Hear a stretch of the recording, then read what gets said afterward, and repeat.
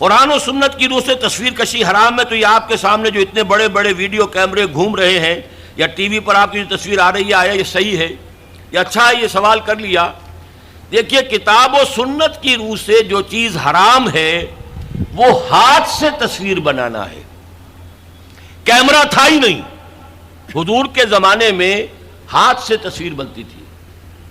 ہاتھ سے بنائی جانے والی تصویر حرام مطلق ہے۔ اس سے پہلے وہ بھی حرام نہیں تھی، یہ بھی جان لیجئے۔ جیسے سجدہ تعظیمی جائز تھا، ایسے ہی حضرت سلیمان کے بارے میں آتا ہے۔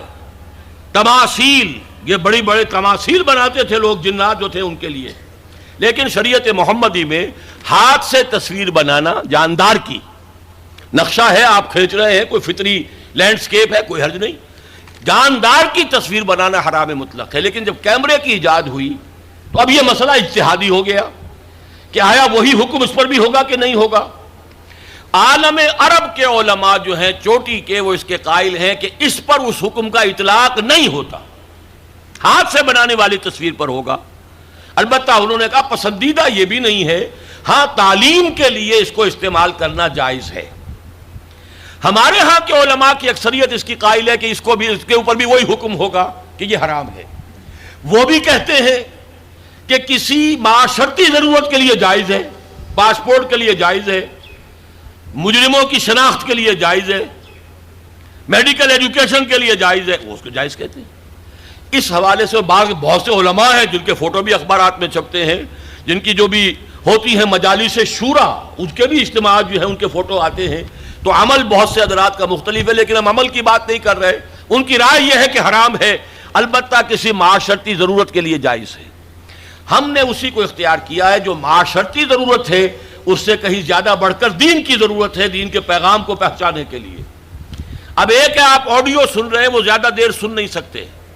ایک ویڈیو ہے، یا تو آدمی آپ کے سامنے موجود ہے، 2 گھنٹے کی تقریر آپ سن سکتے ہیں، ہلتے بھی نہیں۔ وہی آپ کو آڈیو سننا پڑے تو آپ پہلو بدلیں گے۔ اسی طریقے سے اگر ویڈیو ہے تو آپ بات سن سکتے ہیں، ورنہ نہیں۔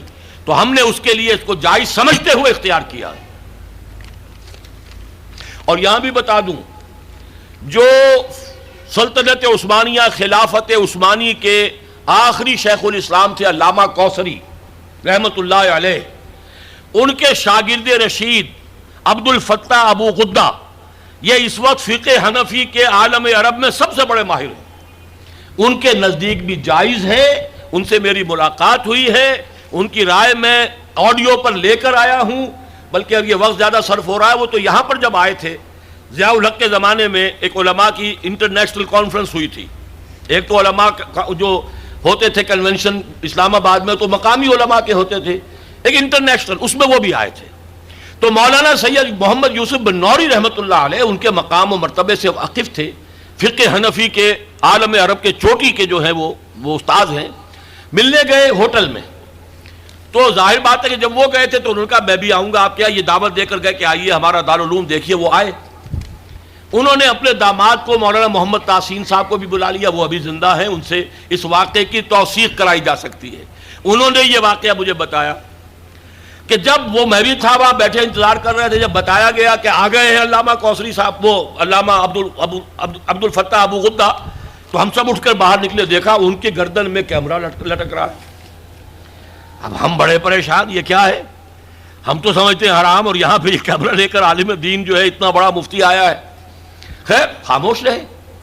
اب جب جا کر کمرے میں بیٹھ گئے، انہوں نے کھولا، کیمرہ نکالا اور کہا سورہ اجتماعیہ، یعنی ایک جو ہے گروپ فوٹو میں لینا چاہتا ہوں، آپ لوگ ذرا ٹھیک ہو جائے، سیدھے ہو جائے، بیٹھ جائے، سورہ اجتماعیہ۔ اب مولانا بن نوری صاحب جو ہے خاموش نہیں رہ سکے، نہیں حرام، ہمارے نزدیک حرام، ہمارے نزدیک حرام۔ انہوں نے کیمرہ تو بند کیا، پوچھا دلیل کیا ہے حرمت کی؟ جو دلیل لائے انہوں نے کاٹ دی۔ آخر میں مولانا بن نوری کو یہ کہنا پڑا کہ ہاں حرام تو نہیں ہے، ہم اسے تقویٰ کے خلاف سمجھتے ہیں۔ آپ نے کہا ٹھیک ہے، یہ بات آپ کا موقع، آپ حرام کہتے ہیں، دلیل لانی پڑے گی۔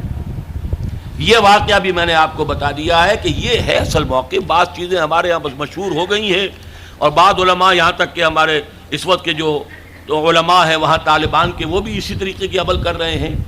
ٹی وی کو بری شے نہیں ہے، ٹی وی کے ذریعے سے آپ کیا پھیلا رہے ہیں۔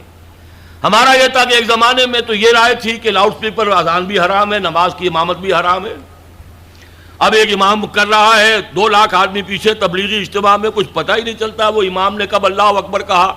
امام سجدے میں پڑا ہوا ہے، پوری جماعت کھڑی ہوئی ہے. امام کھڑا ہو گیا، پوری جماعت گری ہوئی ہے سجدے میں. یہ دادا گر گئے سجدے میں جب وقت قیام آیا. یہ اللہ کے بندو، آخر وہاں بجلی بھی جلاتے ہو کہ نہیں جلاتے؟ وہاں پر جو ہے لالٹینیں جلایا کرو، بجلی کا کیا تمہیں حق پہنچتا ہے؟ لیکن یہ چیزیں ہوتی ہیں، اس میں ضرورت ہے کہ اپنی نگاہ کو وسعت دی جائے. لاؤڈ سپیکر میں کوئی خرابی نہیں ہے، اس کے ذریعے سے اذان دیجئے تو یہ اچھا ہے. اس کے ذریعے گانے نشر کریں گے برا ہے. ٹیلی ویژن کے ذریعے سے دین کی تعلیم کی جائے وہ اچھی ہے. اگر کچھ اور فحاشی کریں گے جیسے پاکستان ٹیلی ویژن کر رہا ہے یا جو CNN وغیرہ کرتے تو وہ برا ہے.